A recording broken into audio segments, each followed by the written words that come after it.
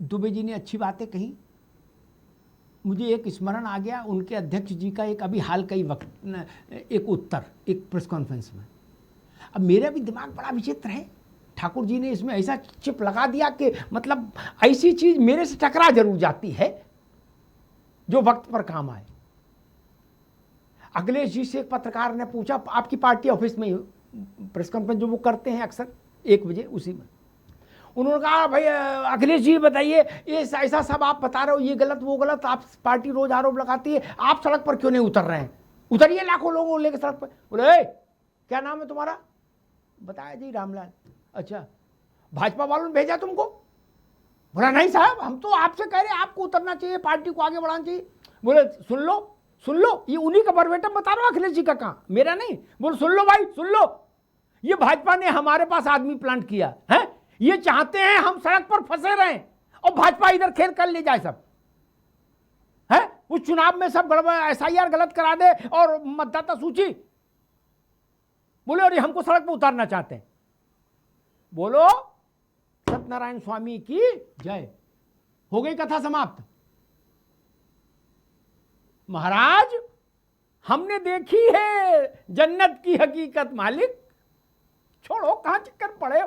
जब आप बांग्लादेश और नेपाल बोलते हो, आपके अंदर की सत्ता की छटपटाहट, बेचैनी, व्याकुलता, आकुलता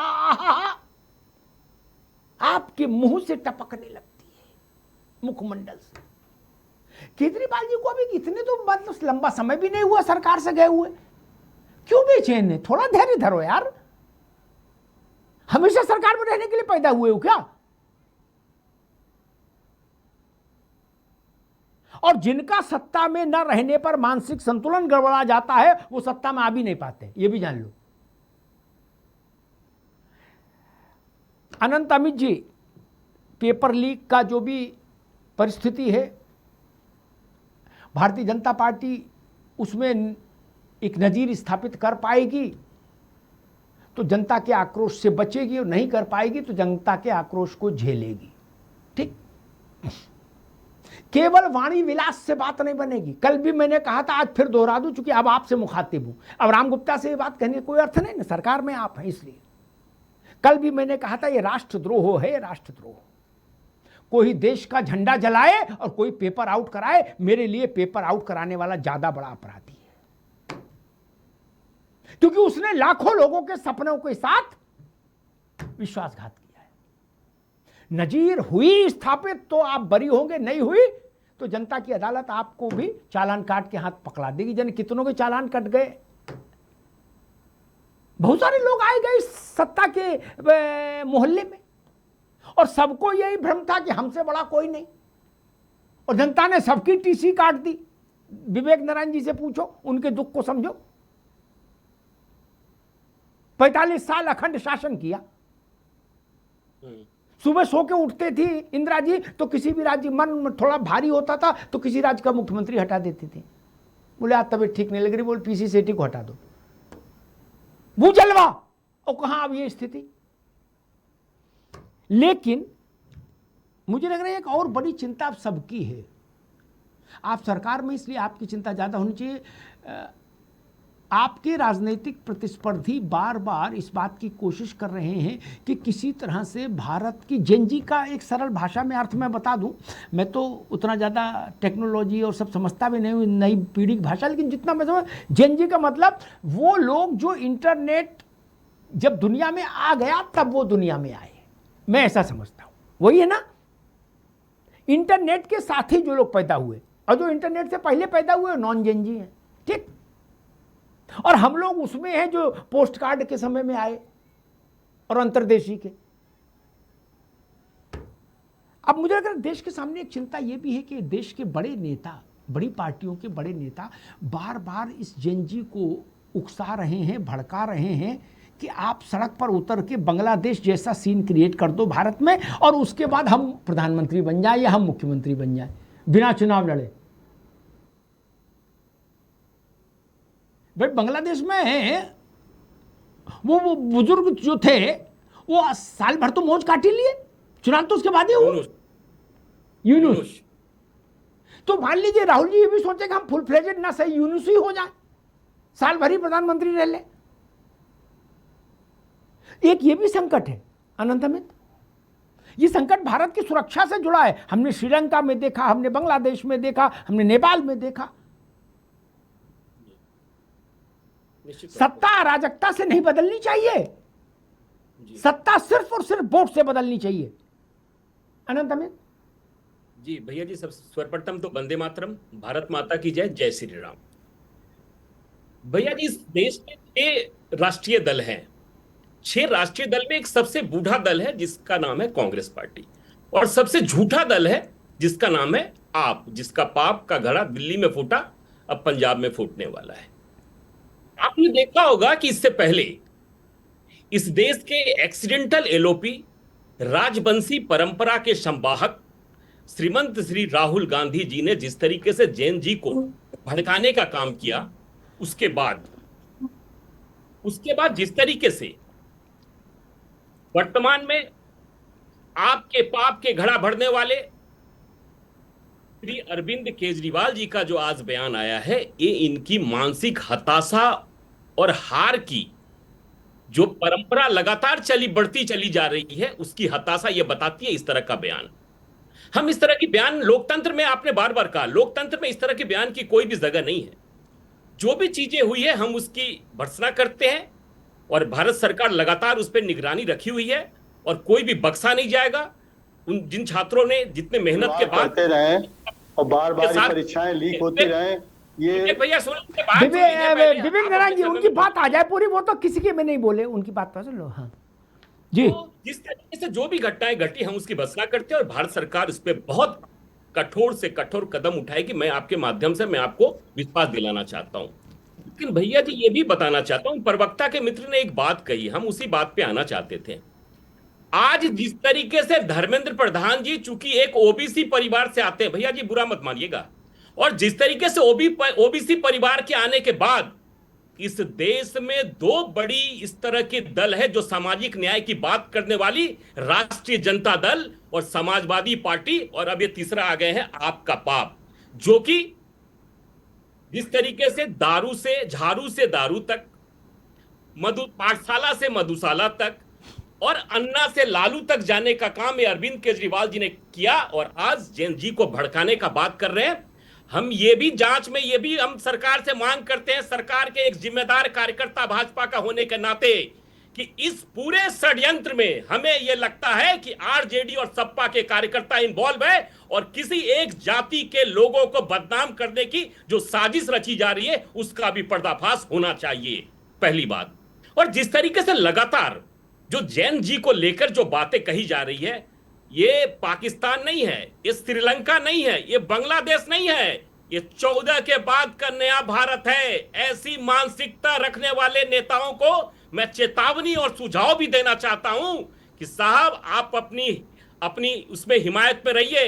ये उस समय का सरकार नहीं, अब की सरकार है, और जैन जी ये भारतीय जनता पार्टी और एनडीए के साथ है। लगातार 22 राज्यों में जैन जी ने यह बताने का काम किया है कि जिस तरीके से 14 के बाद से यशस्वी प्रधानमंत्री मोदी जी के नेतृत्व में देश में, दुनिया में डंका देश का बज रहा है, ये देश में भी, लेकिन विवाद होते हैं देश में, निश्चित तौर पे हम इसकी भर्त्सना करते हैं, लेकिन आप हमें भड़काने का काम नहीं करिए। अगर भड़काइएगा तो जनता इसका जवाब देगी। लोकतंत्र में अगर आपको सत्ता चाहिए तो जनता के बीच में जाइए। जैन जी को भड़काकर इस तरीके से आप सत्ता हासिल नहीं कर सकते हैं। और जिस तरीके से आप जिस भाषा का प्रयोग कर रहे हैं, और यही रामलीला मैदान से दिल्ली से आपने भ्रष्टाचार के खिलाफ एक पार्टी बनाई और लोगों ने आपका समर्थन किया, देश के राष्ट्रीय दल हो गए, लेकिन आप जो खतियान लेके घूमते रहे 2 साल तक कि कांग्रेस को मैं फलाने को अंदर करूंगा, ये करूंगा, आपने कितने लोगों को भ्रष्टाचार के खिलाफ, और उसी इंडी गठबंधन की गोद में जाकर बैठने का काम इसी श्री अरविंद के। ठीक है अनंत अमित, अभी रुकना होगा। राम गुप्ता जी, ये बात एक ये भी है कि राहुल जी या हो या केजरीवाल हो, वो किस जैन जी को कहां से लाएंगे? दूसरे देश के जैन जी को तो यहां ला नहीं सकते ऑटो में बैठाल के, कि नेपाल को ले आए, नेपाल से बांग्लादेश से। भारत का जैन जी वोट कर रहा है। अभी लेटेस्ट देश के तीसरे सबसे बड़े राज्य में चुनाव हुआ, वहां जो विधानचंद्र राय के समय में भी जो बहुमत नहीं आया नेहरू जी के समय में जो चुनाव पहली बार बंगाल में हुआ वैसा प्रचंड बहुमत लेके आए। वो जेनजी नहीं है क्या? फिर आप लोग ऐसी हसरत कहां से पाल लेते हो यार गुप्ता जी? मैं आपके सवाल का जवाब दूं उससे पहले मैं नीति शर्मा जी जो राजनीतिक विश्लेषक के रूप में उन्होंने अभी एक टिप्पणी करी थी, उन्हें शायद नहीं मालूम है, हालांकि वो भारतीय जनता पार्टी की अघोषित प्रवक्तागिरी कर रही हैं, ये मैं अच्छी तरह से जान चुका हूं, लेकिन मैं उन्हें बता देता हूं कि जिस भारतीय जनता पार्टी, जो राक्षस राज रावण वंशी जो भाजपाइयों ने भारतीय जनता पार्टी, दिल्ली के हमारे जो पूर्व मुख्यमंत्री और हमारे तमाम आम आदमी पार्टी के नेताओं पर जो आरोप लगाए गए, षड्यंत्र किया गया शराब घोटाले का, उसी शराब घोटाले की जो है परिणति ये है कि वह शराब घोटाले का केस दायर करने लायक भी नहीं है। ये जो है केस डिसमिस कर दिया गया है, पहला पॉइंट।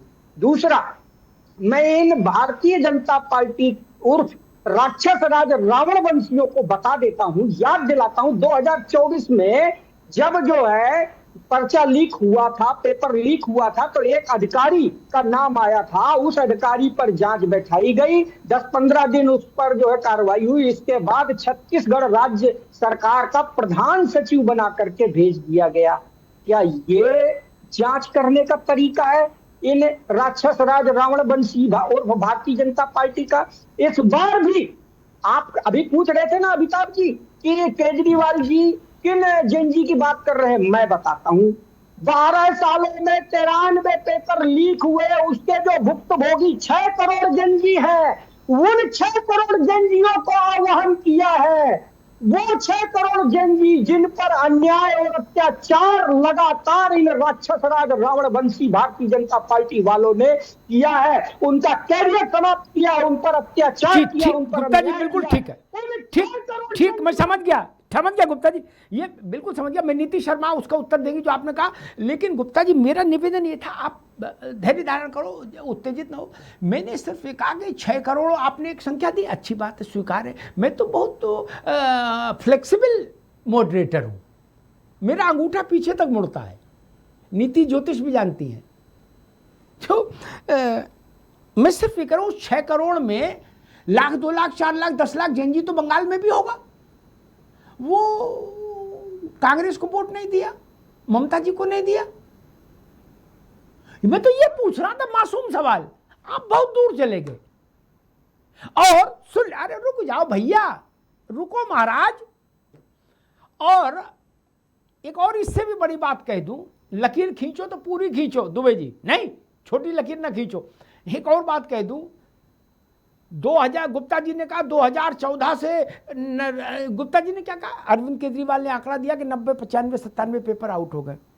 और वो करेंगे ये 6 करोड़ जैन जी का आवाहन किया है हमारे राष्ट्रीय अध्यक्ष ने। गुड, उनको अधिकार है आह्वान करने का, आवाहन करने का तो सबको अधिकार रहा, शुक्राचार्य को भी और देवगुरु बृहस्पति को भी आवाहन करने में कौन किसको रोक सकता है। लेकिन 2014 से आज तक जितने चुनाव हुए उनकी फलश्रुति ये है, उनका फलित ये है कि 22 राज्यों में भाजपा की सरकार है।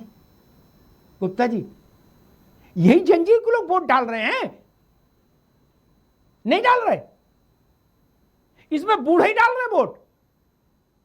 इसलिए ऐसा ना कहो महाराज, मतलब हमको मालूम है जन्नत है कि ठीक। नीति शर्मा जी वो कुछ कह रहे थे, आप उसका काउंटर। और दूसरा मेरा प्रश्न वही है कि पेपर आउट हो रहा है, कोई भी अव्यवस्था है, सरकार की कोई भी कमी है, उसके खिलाफ इस देश में आंदोलन होते रहे हैं नेहरू जी से लेके और आज तक, और होते भी रहने चाहिए। लोकतंत्र की प्राणवायु है आंदोलन। हम तो अभी तक, ये आज हम उल्टा विषय लिया है, वरना हमसे तो आज तक विपक्ष वाले इसलिए नाराज रहते थे, वो कहते थे अग्निहोत्री जी जब मिलते हैं तो कहते कि सड़क पर संघर्ष करो। बोले बताओ, मरवाना चाहते, लाठी खाएं, मुकदमा झेलें। दुबे जी सही कह रहा हूं, गलत नहीं कह रहा हूं, कहते हम तो लोग। बोले भाई साहब आप हमें चैन से नहीं बैठने दोगे। लिखर, लेकिन सत्ता परिवर्तन का रास्ता तो एक ही होना चाहिए, वोट। वोट के अलावा कोई माई का लाल सत्ता न बदल सके, ये तो स्थापित सत्य है। नीति शर्मा, सबसे पहले तो मैं गुप्ता जी के काउंटर करना चाहूंगी जी। मैं बिल्कुल भी भारतीय जनता पार्टी की घोषित प्रवक्ता नहीं हूँ, मैं इस राष्ट्र की प्रवक्ता हूँ।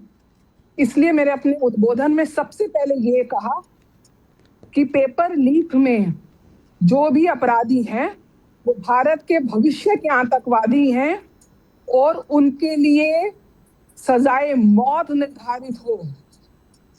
लेकिन मैंने साथ साथ ये भी कहा कि उसी जेनजी की पैरवी करने वाले गुप्ता जी, उनका नाम चाहे केजरीवाल लोअर कोर्ट से क्लीन चिट मिल चुकी है, लेकिन ये उतना ही सत्य है दिल्ली की धरा पर कि एक शराब दोनों के को साथ दिखाई दे रहा है, दूसरी गुप्ता जी को शराब भी और नीति जी को मुफ्त भी। में बांटी गई।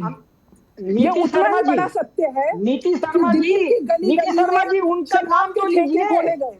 उन राक्षस ये राज इतना ही रावण बड़ा वंशियों सत्य का है नाम तो लीजिए कि जिन्होंने पंजाब पेपर का लीक जेन करवाए जी हैं के तेहरान खून में। के अंदर तेहरान में आज जो पेपर ड्रग्स लीक दौड़ रहा करवाए है हैं उनका नाम और लेने की आम हिम्मत आदमी पार्टी की दिखाइए। सरकार अगर कुछ नहीं कर वाकई पा में रही आप है। राजनीतिक जो विश्लेषक उतना हैं, ही बड़ा सत्य है खुला चैलेंज कि करता दिल्ली हूँ, की जेन आप जी ने ऐलान आपको करिए वापसी का रास्ता कि उनको दिखाया। सजा मौत की ये जाए। उतना ही बड़ा उन सत्य है राक्षस राज रावण कि जहां वंशियों का जहां नाम आपने लीजिए और पर्चे भारतीय बढ़े, जनता पार्टी आपकी के जमानतें सिस्टम जब्त में हो गई, बैठे जेनजी ने उन आपको वोट देशद्रोहियों नहीं का दिया। नाम लेने की न हिम्मत तो बंगाल में, दिखाइए। न गुजरात में, न मध्य प्रदेश आप में, न उत्तर बताइए तो प्रदेश में, सही, जहां जहां आप केजरीवाल ने बताइए अपना तो खाता सही। खोलने का प्रयास किया, वहां पे जेनजी नीति ने शर्मा उनको जी, वापस उनके शीश आप महल में मुझे भेज सिर्फ दिया। इतना बताइए लेकिन कि आज जिन सवाल 6 ये है करोड़ जिनजियों ने कि रात रात भर जाग राजनीतिक करके महत्वाकांक्षाएं पढ़ाई इतनी करी, उनके माँ महत्वपूर्ण हो बाप ने चुकी अपना हैं खून पसीना कि उसकी पैसा कीमत बहाया, भी अगर भारत लेकिन जलता है तो इस आपके राक्षस लिए राज जले। रावणवंशी भारतीय जनता उसके पार्टी के लिए जेनजी संरक्षण में खड़ गए। आंदोलन करके इन शिक्षा एक दूसरे माफियाओं को को मारे तब काटे तक तो संरक्षण काटे, देगी लेकिन वो आपकी सत्ता भारतीय जनता काबिज हो जाए। पार्टी। अगर ये आज जेनजी की मेहनत आपने की जेनजी हत्या के नहीं लिए तो कुछ और क्या सकारात्मक है? किया होता अगर नेपाल तो और आप कम से बांग्लादेश कम का दिल्ली की जेनजी सत्ता अपनी में तो होते सरकारें गुप्ता पलट जी। सकता है तो भारत दिल्ली से की जेनजी सत्ता ने पेपर लीक आपको जमीन करवाने पर वाले रख दिया, इन राक्षस राज क्योंकि आपने रावणवंशी दिल्ली भारतीय की जनता सत्ता पार्टी नेताओं और माफिया को जेल क्यों नहीं भेज सकता? काम किया। आप खुले मुखालफत तो मैं कीजिए, नाम किसी तो रूप से तुम्हें पेपर लीक फांसी को पे सपोर्ट चढ़वाना ठीक, नहीं चाहती है। मैं करती, दोनों जिन्हें दोनों आप मित्रों को फांसी पे रोकूंगा, लेकिन गुप्ता जी किसी को रूप भी, से नीति जी को भी, दोनों मित्रों को रोकूंगा।